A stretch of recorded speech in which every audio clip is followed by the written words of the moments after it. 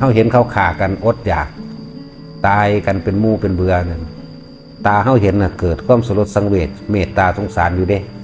แต่ว่าถ้าระลึกเข้าไปถึงต้นเหตุของเขามาแล้วผลกรรมซ้ำนี้มันยังหน่อยคุณนี้มันบ่ธรรมดาเด้บาดมันทำมันแสดงขึ้นมาผลกรรมซ้ำนี้มันยังหน่อยสู้จะรับไปเป็นลอยๆอสงไขยสู้ยังบ่สิ้นคุณเด้บาดทำมันเปื่อนเฮาขึ้นมาเองก็ดีมันให้ว่างจิตเป็นกลางจักบ่บาดมาเห็นเวลารับวิบากกรรมเป็นผลมันที่เฮาเห็นอยู่ศาสตร์เขาไปแย่งชิงอาหารกันมันบอกพวกห้ามาด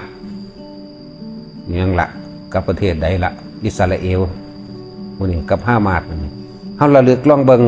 ไปหอดต้นเหตุที่เขาเฮ็ดมาหน่อยเกินไปตายเร็วโพดผู้ใดมันธรรมดาเด้ถ้ามันบอกถอยใจลงมาบัดนี้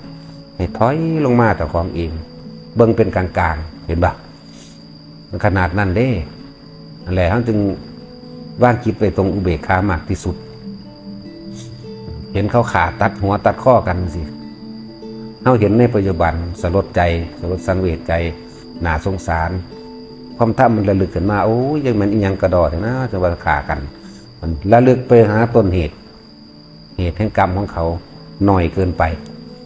ทีนี้มันเป็นสั่นอีหลี